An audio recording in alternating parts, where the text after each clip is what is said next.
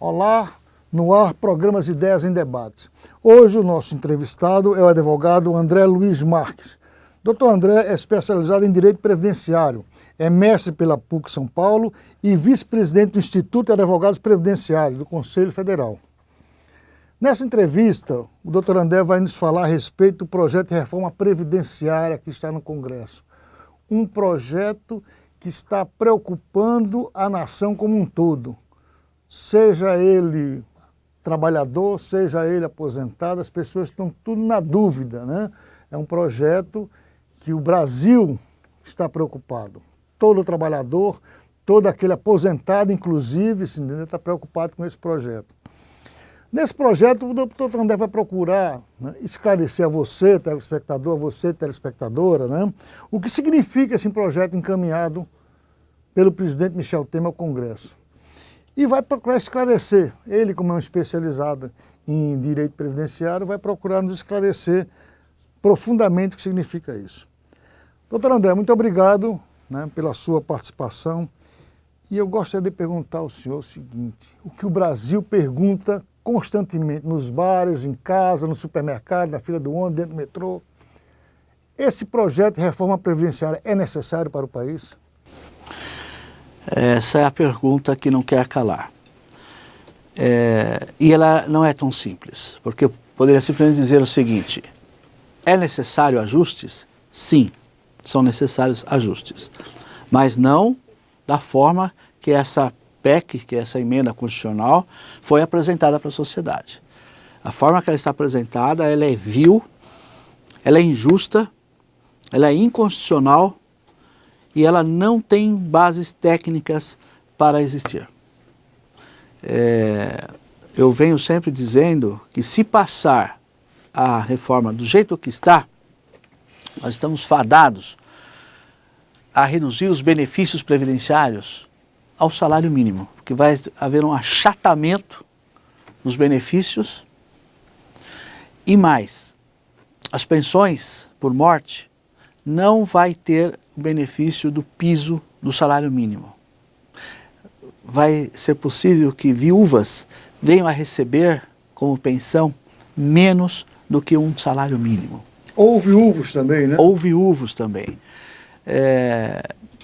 Para não falar dos idosos carentes, que só vão poder buscar o benefício assistencial a partir de 70 anos, Mauro. Os rurais, que vão ter que trabalhar até os 65 anos para se aposentar, e mesmo os operários braçais.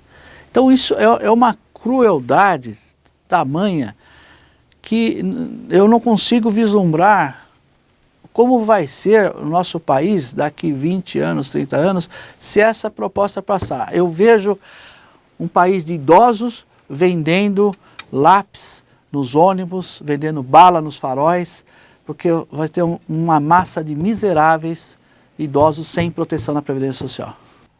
Doutor André, nós sabemos que o Brasil, né, é um país de dimensões continentais, né? E é um país que tem uma realidade no sul-sudeste e um país que tem outra realidade no norte-nordeste. Alguns especialistas dizem o seguinte, que da maneira com que essa PEC foi apresentada, né, principalmente no Nordeste, onde a expectativa de vida é menor do que no Sudeste, em alguns estados praticamente não vai haver aposentados. Isso tem fundamento, doutor? Sem dúvida, né? Uma das injustiças é que o IBGE trabalha com uma única tabela de mortalidade, né, que calcula, estima a sobrevida do trabalhador para o Brasil inteiro, não é? E de fato é isso, né? A população urbana tem uma expectativa de vida, a rural tem outra, né? O sertanejo lá do norte e nordeste é outra. Ele não chega lá a 80 anos. Então, se aqui já é uma vileza fazer com que o trabalhador atinja 65 anos trabalhando, imagina no norte e nordeste. E vou dizer mais. É uma falácia dizer que o cidadão vai se aposentar aos 65 anos de idade, com a integralidade do seu salário. Por quê? Para isso ocorrer, ele teria que iniciar a sua vida laboral aos 16 anos de idade, o homem. Tá certo ou não? E aí, aos 65 anos ele vai estar se aposentando. Mas aí eu lhe pergunto, ele não vai ficar um mês, um ano sequer desempregado, sem contribuir para o sistema?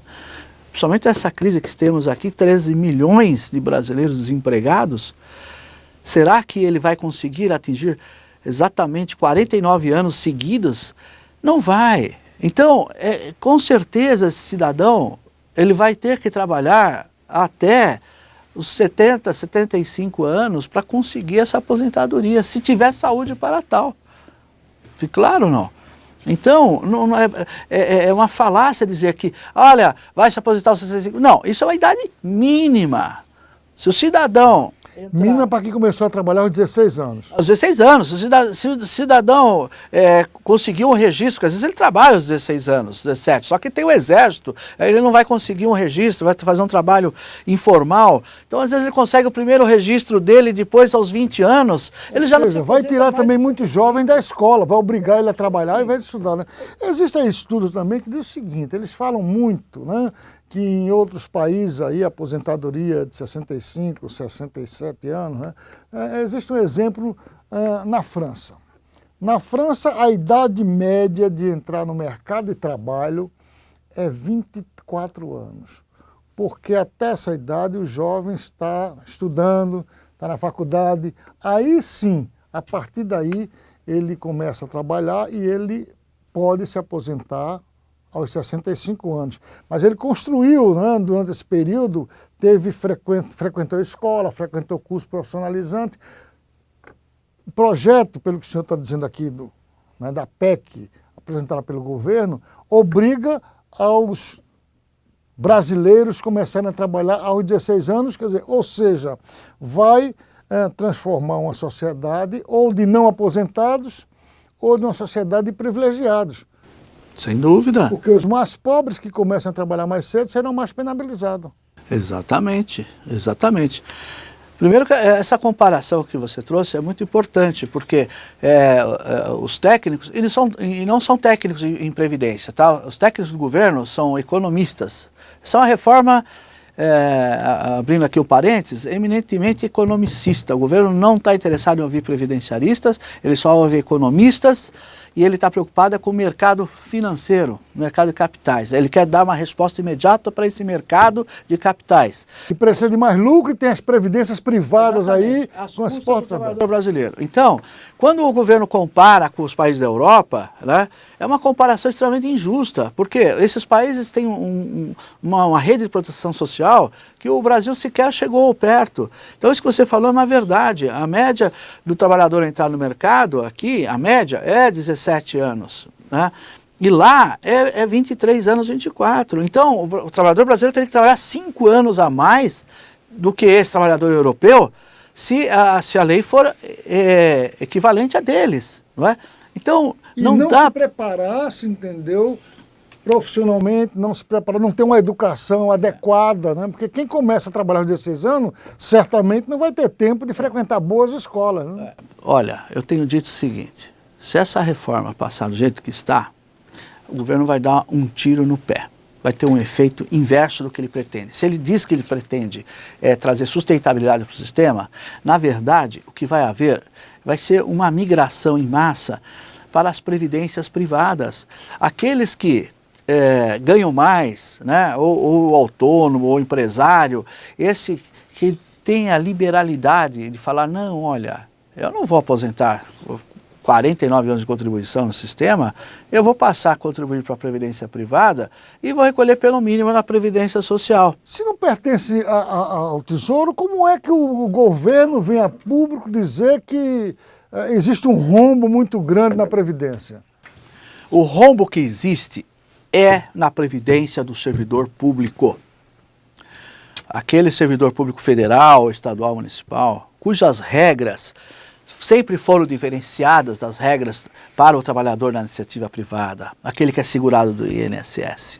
Então, desde 1960, quando foram unificados todos os institutos, as caixas e os institutos que eram das categorias profissionais, que na época era regime de capitalização, o governo unificou e disse o seguinte, olha, a partir de hoje é pacto de gerações, viu? Não precisa mais regime de capitalização.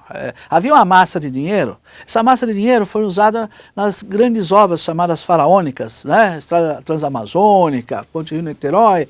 Então o governo consumiu essa massa de dinheiro e falou, olha, a partir de hoje, quem trabalha sustenta quem está na inatividade. É o pacto de gerações.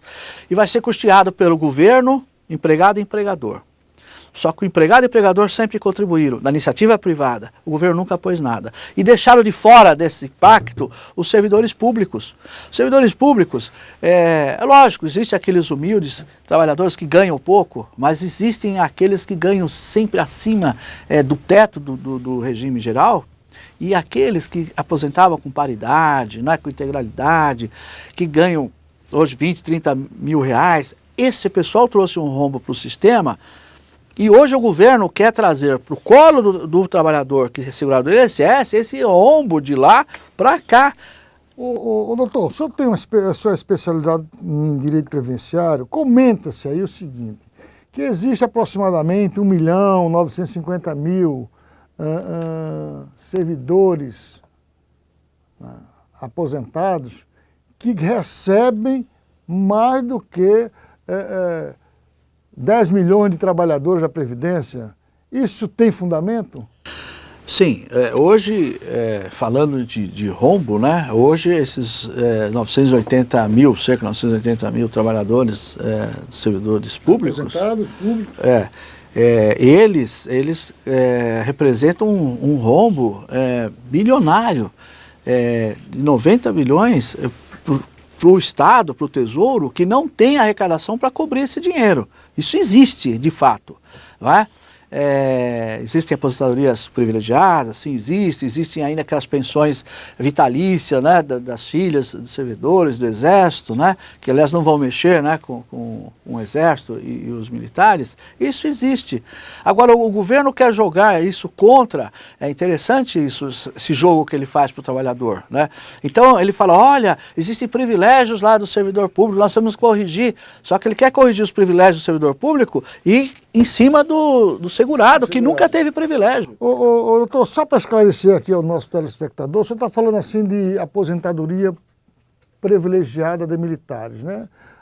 Comenta-se o seguinte, que muitas filhas de militares não casam, né? Constituem famílias, têm marido, têm filhos, mas não casam na expectativa de esperar o pai morrer para dar prosseguimento ao recebimento da aposentadoria ad eterno. Isso tem fundamento? Isso é uma realidade, né? Isso é uma realidade, é sabido que isso, não vou falar 100%, mas 90% realmente elas não casam, têm uma vida conjugal informal, né? Justamente para não perder o benefício, que são benefícios altos, né? Do grande escalão aí das Forças Armadas, você fala em 30 mil, 40 mil, isso ocorre de fato, não é?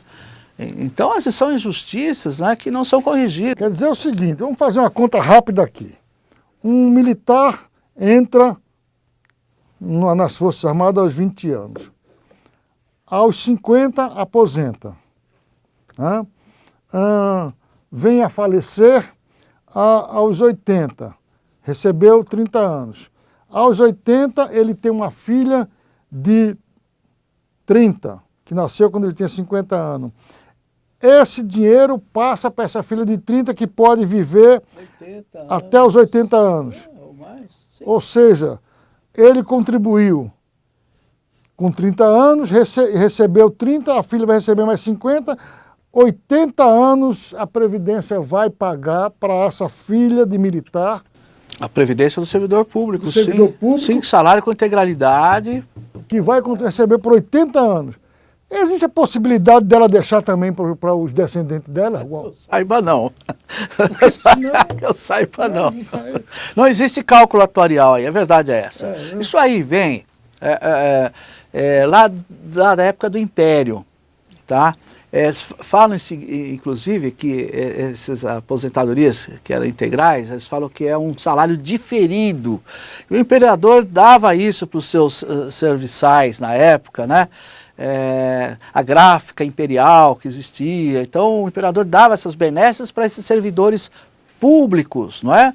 E poder se aposentar com aquele salário digno e tal. Então isso aí é um privilégio que vem da monarquia e que se perpetuou quando fizeram aquela reforma em 60 lá, que juntaram todas as categorias num só, chamado INPS, não é? Esses ficaram de fora, que eram os privilegiados do monarca. E continuam ficando de fora. O público, regime próprio.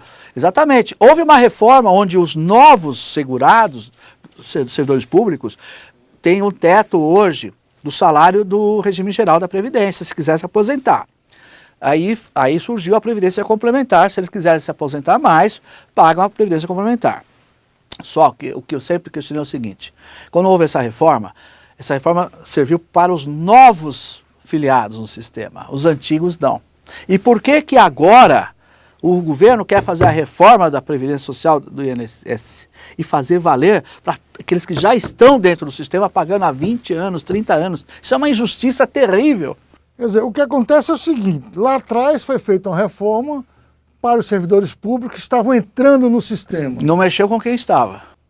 Eu vou fazer um rápido intervalo aqui, doutor, nós estamos sendo observado um rápido intervalo, e eu quero que o senhor vai entrar nesse detalhe. Se foi feito lá atrás para os servidores públicos, por que não pode ser feito também para a iniciativa privada? O senhor vai me responder isso quando a gente voltar. Voltamos já. Todos os dias, estamos junto com você, na sua casa, no transporte, no seu emprego, sempre lutando por melhores condições de trabalho e qualidade de vida para você e sua família. Já são 10 anos defendendo os trabalhadores brasileiros através de um movimento sindical amplo, solidário, democrático e inovador. Somos a UGT, 10 anos com você. Estamos de volta com o programa Ideias em Debate. Hoje o nosso entrevistado é o advogado André Luiz Marques. Doutor André é especializado em direito previdenciário. Nós estamos aqui conversando sobre a questão da PEC, né, o Projeto de Reforma da Previdência, né, que está trazendo uma preocupação para todos os brasileiros. Seja ele, se entendeu, aposentado, seja ele trabalhador, a preocupação é muito grande. E o doutor André estava falando aqui o seguinte, lá atrás o governo fez uma pequena reforma na Previdência do servidor público para corrigir algumas distorções. Então, o servidor público que entrou agora no sistema, ele vai ser gerido por outra regra da Previdência, né? Ele vai seguir outra regra, ele vai ser aposentado por uma regra da Previdência atual. E se quiser um salário maior, vai ter que contribuir para a Previdência privada.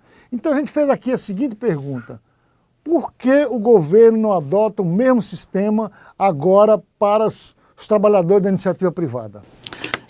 Isso é que eu me pergunto, né? Por que essa injustiça, essa vilania, quando se trata do trabalhador da iniciativa privada? Não é? Por que não respeita essa expectativa de direito desses milhões de trabalhadores que estão contribuindo há 20 anos, 30 anos? Você tem uma ideia, Mauro, da injustiça e da falta de tecnicidade dessa PEC, dessa reforma? É a regra de transição. Não existe uma regra de transição justa. Por quê? O cidadão, eles falam assim, não, olha, quem tiver 50 anos, o homem quase com a mulher, ele vai continuar o regime anterior, vai pagar apenas 50% do que falta para ele se aposentar. Então, se falta 2 anos, ele vai trabalhar mais 1 ano e se aposenta. Então é tranquilo. E eu lhe pergunto, e aquele que tem 49 anos e 11 meses? É justo isso?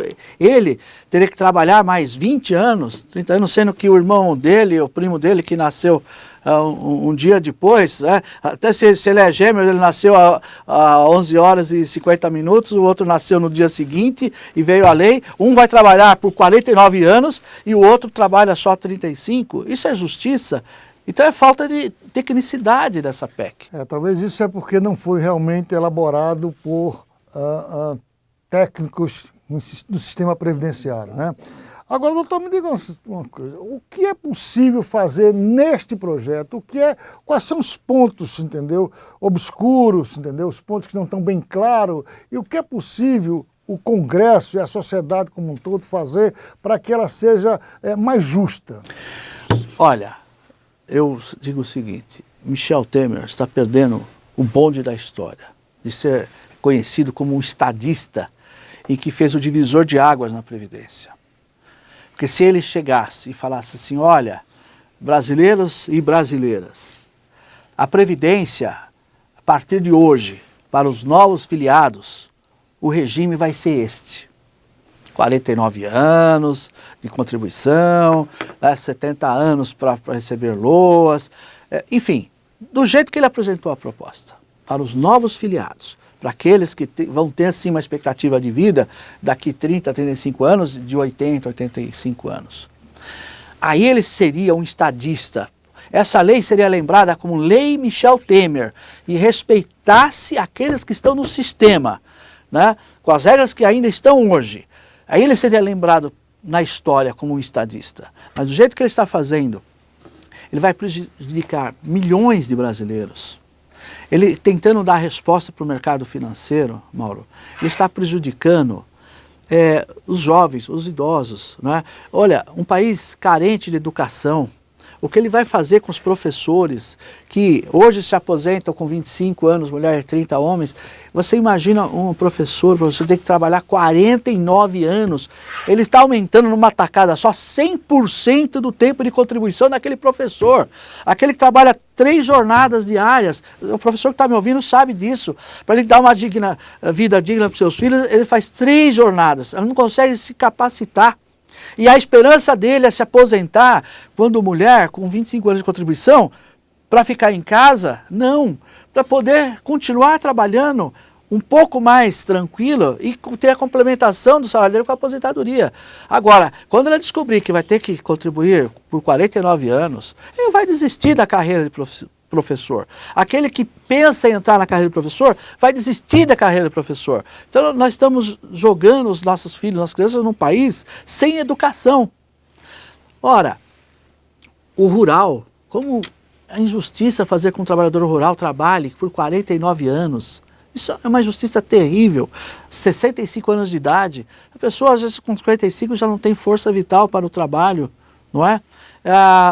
Essa regra de transição, por exemplo, não tem fundamento técnico algum fazer com que um cidadão que tenha um dia de diferença de idade trabalhe o dobro que o outro.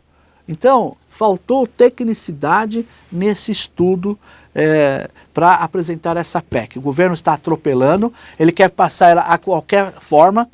O que vai acontecer, Mauro? Ele vai aceitar emendas, vai fazer arremendo de reforma, como já, aliás, vem sendo feito nesses dezenas de anos, 20 anos, 30 anos.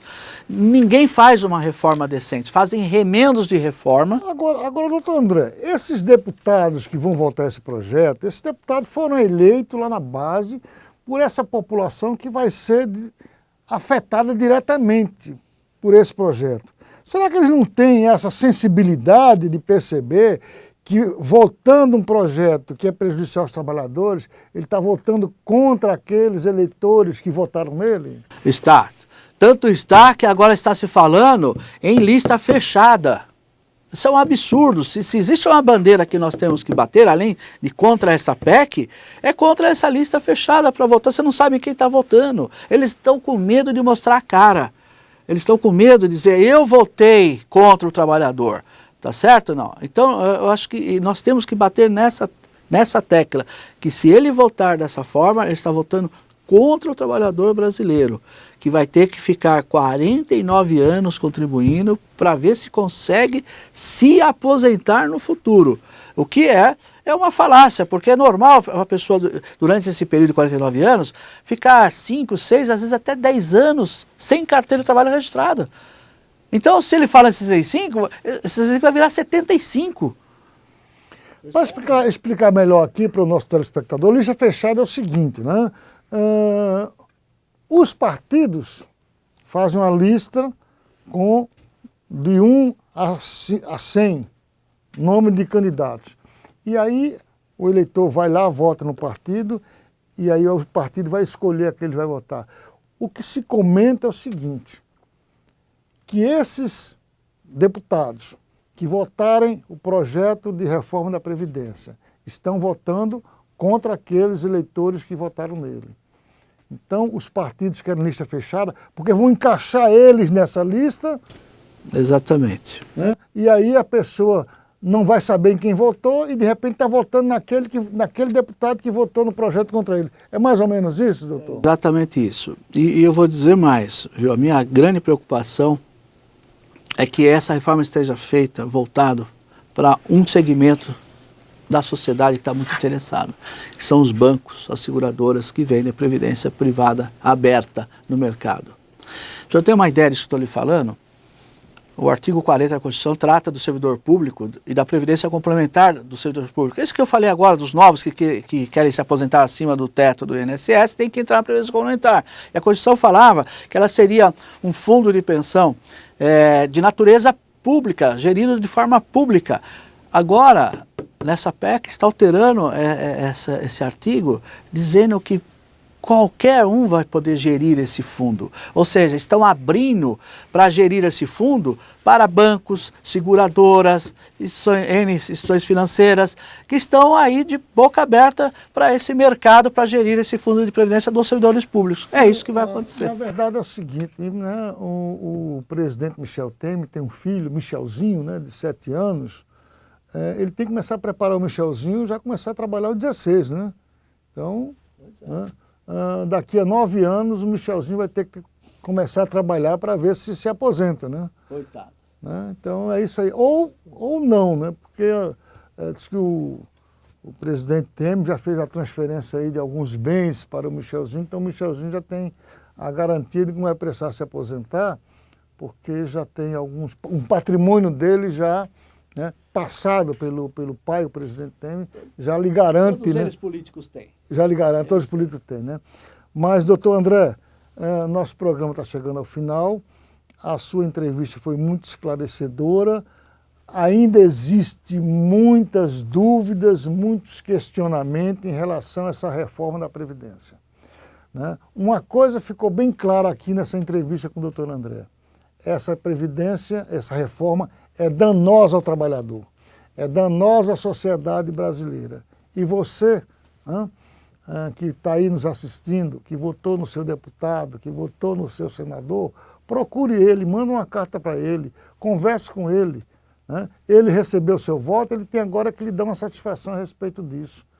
Cobre dele, mostre para ele que essa reforma previdenciária, ela não é uma reforma necessária nesse momento. Ela seria justa, segundo o doutor André aqui, se ela passasse a valer a partir dos novos trabalhadores, daqueles que estão entrando no sistema agora. Então esses, a exemplo, né, doutor André, dos servidores públicos que entraram no sistema agora. Exatamente, respeitaram o direito daqueles que já estavam no sistema.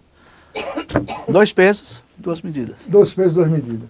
Doutor André, muito obrigado pela sua entrevista, muito obrigado a você pela sua audiência e quero deixar aqui um convite para o senhor, doutor André, porque essa questão vai começar a pipocar mais, né?